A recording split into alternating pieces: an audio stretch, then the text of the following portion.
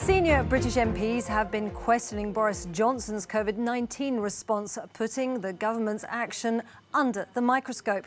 The Prime Minister appeared virtually before the committee of lawmakers, but it was the ongoing scandal of his top advisor, Dominic Cummings' breach of lockdown rules that took centre stage. He's accused of violating movement restrictions by travelling 400 kilometres to isolate with his family during the height of the pandemic.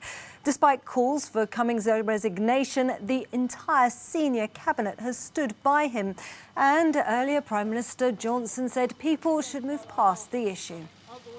All I'm saying to you is that I think that what we need to do now as politicians, as leaders, if we possibly can, is to set aside this row, because I'm afraid a lot of the allegations turned out to be totally false, and to move on. Well, let's cross to London now, where Victoria Smith is standing by. Good evening to you, Victoria. So the government might be desperate for this scandal to go away, but MPs don't seem to agree, do they?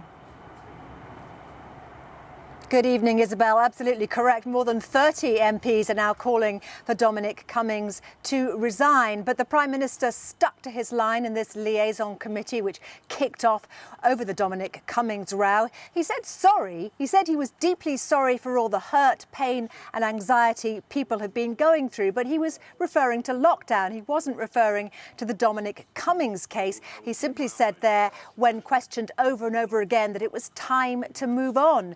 He was called as well on a possibility of an independent inquiry into the matter, and he said that would not be a good use of official time. Now, MPs from all sides on the committee weighed into the Prime Minister. The SNP's Pete Wishart said, quite a good one this, you've managed to unite a nation in condemnation, implying that the Prime Minister was making himself, or in danger of making himself, a fall guy by defending his right-hand man, Dominic Cummings. But the Prime Minister countered by saying a lot of what was written and said was false, as you heard there in that clip with him. But when pressed on that later on in the meeting, he didn't have any answers. He refused to elaborate further, simply saying, sorry for the pain and anguish caused by lockdown. Let's move on.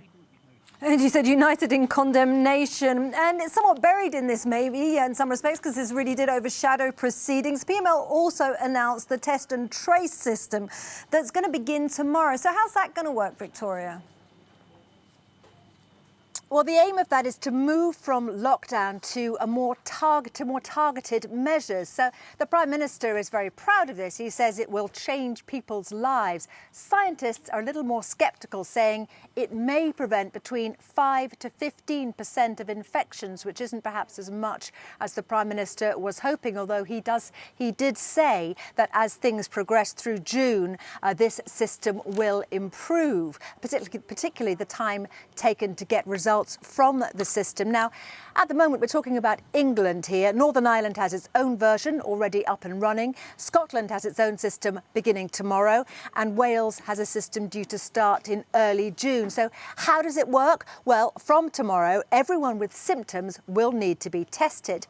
If they're tested positive, the NHS test and trace team will get in contact to discuss who you, as the sick patient, might have come into contact with. And then anyone at risk, anyone who's been in that contact circle, will be told to self-isolate for 14 days. Now, it's not a law that you have to, it's government and scientific advice, but Boris Johnson was not ruling out the possibility of financial sanctions if you refuse that advice to actually self-isolate. Now, interestingly, all this information could lead to local lockdowns, which we've been hearing about through the day, to tackle any local flare-ups in towns, schools or places of work. But it's very much relying, this whole system, on the public's cooperation. And the question is, how willing are the public to cooperate in the wake of the Dominic Cummings scandal? OK, we'll test and trace beginning tomorrow, and we'll see how that goes. Thanks so much, Victoria Smith there in London.